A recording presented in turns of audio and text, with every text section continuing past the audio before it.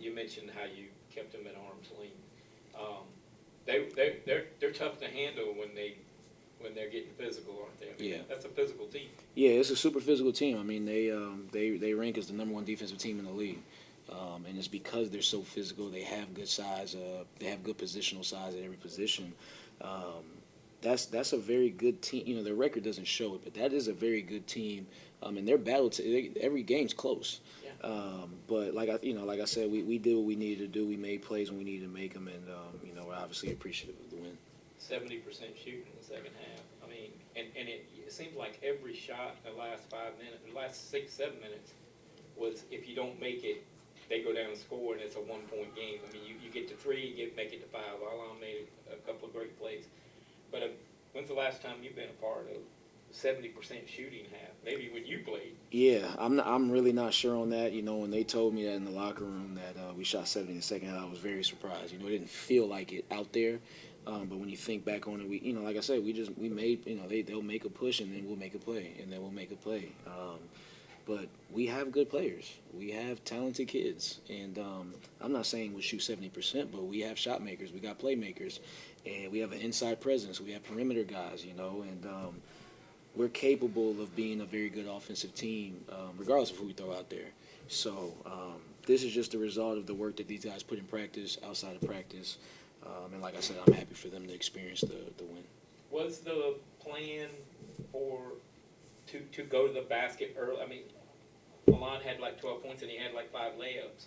When you got 50 points in the paint, people think, okay, the forwards are doing all that, but y'all were getting a lot of looks at the rim by driving. Was that something you saw? Yeah, I'm not sure if you could see on that board, but the first thing up there, it says what? Aggressive from the tip, drive the ball to the rim. That's what we want to be about. We've been about that. I've really been stressing that the last 3 games. Drive the ball to the rim. There's no these cats in this league, no offense, but there's no reason without hands that they should stop our guard, in my opinion, our guards from getting to the rim, our forwards from getting to the rim. So let's get our feet in the paint every single possession, and we saw a result of that tonight, 50 points in the paint. I think against Radford we're in the 40s. It's just a mentality. It's just a mentality of that. I'm not going to let the guy in front of me stop me. I'm going to get my feet in the paint. I'm going to make a play for myself or my teammates. Alon, can you just speak to your game?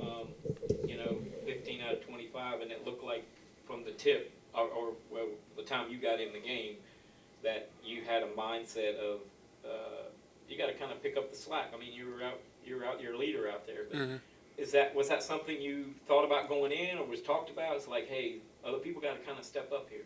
It wasn't talked about, but we got 2 key guys out, so I mean, I had to step up. So. Did you feel you talking about getting to the rim? I mean, I think your first 4 or 5 field goals were going to the rim. Was that something you felt comfortable doing against them, or was that just you just did it and it happened? Yeah. As a recent, I ain't been really hitting my shots, and Nim's been talking about attacking the rim, so I just came out doing that, and just got me rolling. Yeah. How about you? You get your call today, and without RJ, that's a veteran presence out there. You're a young guy. You had 6 assists. I mean, you had a really solid little floor game. But just talk about your mental preparation, knowing that, hey, I'm going to have to start and I'm going to have to play a lot of minutes. Yeah, it's good that you say that. I was definitely nervous because, without RJ, it's definitely some big shoes to fill. But I just knew the coaches trusted me, my guys trusted me, so I just got to trust in myself and go out there and play CSU basketball. So that's what I did. And you've been one that was hurt. Yes, sir. Did you feel healthy, feel comfortable, with the opportunity that you were going to get? Yeah, I felt healthy, but I know being out, honestly, consecutive 2 weeks, my conditioning wasn't where it was supposed to be. So I just had to pace myself, play harder on defense, just facilitate on offense. So yeah, that's all. It was just my conditioning that I had a problem with. Saw you get you get a guy back and then you find out that RJ's not going to play and DJ's still out a couple of weeks. Just talk about the mental toughness that this team is starting to build over the course of the last 3 or 4. Even when you don't win, you're playing extremely tough. Yeah. Just talk about how that's building with not just one guy or two guys, but almost like a team aspect. Yeah. I stress to these guys all the time because we've been having injury problems throughout the whole season, really. I tell them, like, fellas, it don't matter who we roll out there, we got enough. I don't care if it's 5, 6, 7. The numbers don't matter to me. I know what y'all can do, and it's more so if these guys believe in it. And just to be real, a little bit of success with that, it creates buy-in. And when these guys tasted a little bit of success, you think about at Gardner-Webb, right? That buy-in started to happen, and ever since then, even though we've had a game or two that wasn't great, these guys have been bought into playing tough and playing our brand of basketball, right? When we had the transition, I tried to identify, hey, what's our identity going to be? What is it when they say, all right, we're playing CSU? What are they going to say? I don't know what they say right now.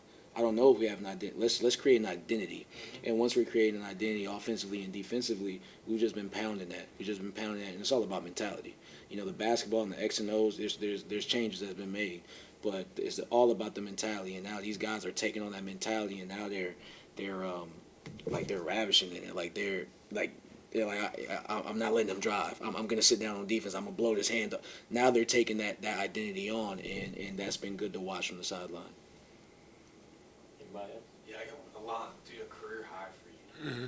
I'm curious, and I'll brag on you a little bit. You're battling some injuries yourself, man, to will your way to a way where it almost looked like you changed your game a little bit going to the hoop early. I'm curious, like, you let the people know, hey, I'm that guy here in this gym late, and your teammates were right on your back with you. Yeah, that's what I had to do. We got, like I said, we got guys out, and pushing through injury is nothing new, so I just do what I got to win. Jaiden, you're wearing the big game chain for a reason, your first career collegiate start. 6 assists to 0 turnovers is unbelievable.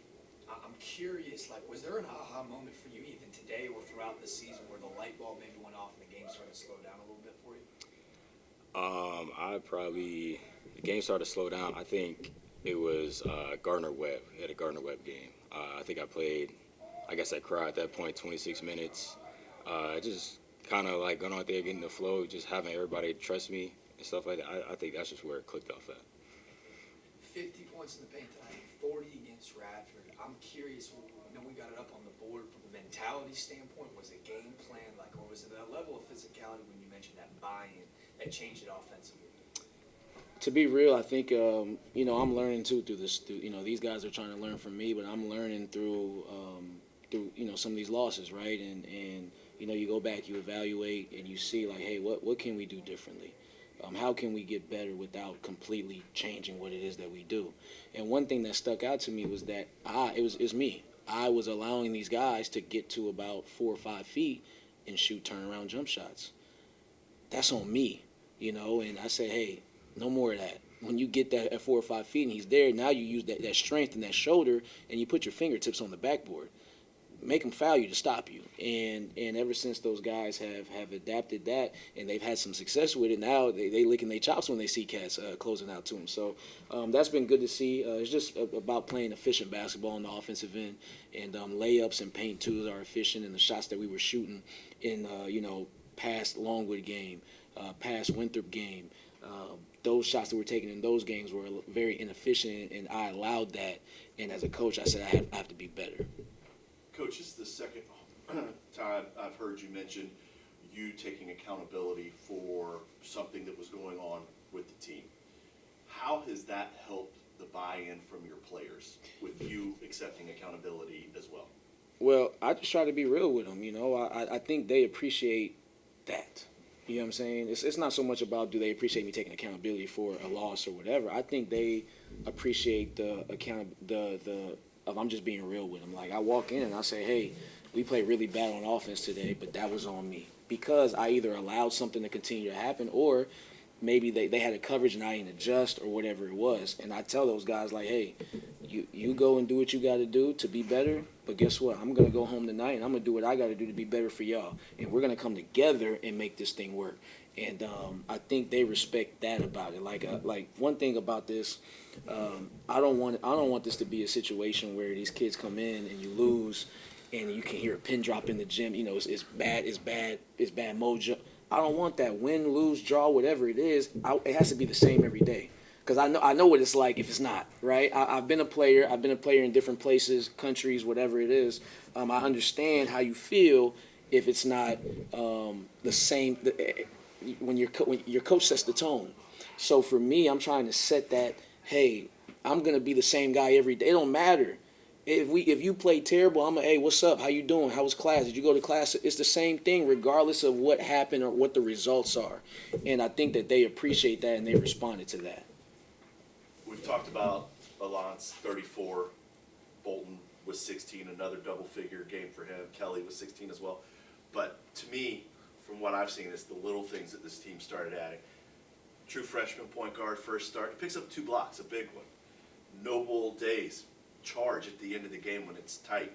Talk about the position, or just not the position you're putting your players in to achieve, but the positions they're putting themselves in to do the little things that do make the difference and keep it a close game against Asheville. Get a win on the road at Bradford. Get another win here tonight. Right. When we get in the, I always try to keep my cool, right? Sometimes I go a little bit outside, but I try to be as calm as I can throughout the game. We've had a lot of games where we've gotten down. A couple games that we've won, we've gotten down and came back and won. We're making mistakes early. I get in the huddle and I just try to address the mistakes. Like, hey, we got to communicate here. I'm not yelling at you. I'm not whatever. I might challenge a guy here or there if it's a one-on-one bucket. But overall, I'm just trying to instill in them like, hey, it's all good. If we're not doing the things that it takes to win right now, but if we do, this is how it's going to turn and this is what's going to happen. We've had a couple instances of success to where, hey, it's turned and we've won. I told them against Radford, I said, hey, we played 30 minutes tonight. Fellas, it's a 40-minute game. We played 30 minutes, so imagine if you come out and play 40 minutes. So experience some of that success. I think me just being honest and real with these guys, they respond to that. So then today we see a 40-minute effort. So now that they've seen a 40-minute effort and what that can do against a team that we lost to against by 21 last time, it's like, hey, I think these guys are like, hey, this is the way. And all I've been trying to convince them is like, fellas, this is the way. You got to dive on the floor. You got to box out. You got to be a man and drive that ball to the rim. You got to jump up and make a Division I 3. You got to do the little things that it takes to win boxing out, and they're noticing that every little thing matters. I think early on they weren't bought into that. But game by game, we come in here and film the day after the game. It's the same thing every time. Win, lose, or draw, it's the same thing every time. Hey, here's good offense, good defense, ways to grow offensively, ways to grow, and we just pound the same things over and over. And you see that chart back there. We got winning stats. We have winning stats, and I challenge those guys to meet the numbers on the winning stats. So I think those guys are seeing that it works. It works. And as a young kid, I was that one time. It creates buy. At the end of the day, it's about buying. It's about buying, and these guys are really buying it. Coach, one last question. You seem very proud of this team in this short time that you've had, the growth you've seen. What's the thing that you're proudest of? What am I the proudest of? I would probably say their response. Like I said, people just don't know what we're going through on the day-to-day basis with. But this kid in practice, he hasn't played basketball since Asheville. This kid that had 34 points today hasn't played basketball since Asheville. We're dealing with those kind of things to where we're trying to manufacture his body and he's out 2 weeks with back-to-back concussions. We go out there today with our starting point guard. We've been without our starting 3-man for 2.5 weeks now. We're going through all these things, and this team will not quit. I am proud that they won't quit. That's all I ask. I ask for effort. I ask for concentration. I ask for no negativity. And they have stood 10 toes down on what I've asked them to do, and I'm super proud of that as a coach. Because that's why I'm okay after people ask me all the time, how you feeling after that loss? Well, I feel good because they tried to do what it is that I asked them to do, and I know that they did it to the best of their ability. We made mental mistakes, but the effort's always there. So to respond the way that we have to some unfortunate circumstances, the effort that we give in on a daily basis, that's what I'm proudest most of this team. It's not about the wins come with that stuff, and we'll continue to win if they buy in and continue to do the things that they're supposed to do to win. You had 7 guys and 2 fouled out. I mean, at any point late in the game where you're looking, going like, okay, if we get another foul here, we got to finish with 4. I said those exact words. I said those exact words to one of our assistants. I actually, one of the last plays of the game, I switched Caleb off of Napper because I didn't want him to pick up a fifth and then you be in a 4-man situation. So it was You better nerve. run out there and finish. I wish. I probably wouldn't have been of no use, but I wish I could. But yeah, it was tough. 7 guys, but man, we got enough, and we'll see how much we got next game. Yeah. It might be 7, it might be 8, it might be 6. I don't know, but we got enough. I tell you that much. We got enough. Okay. Awesome. Thank you. Thank you. No problem. Thank you. Boom.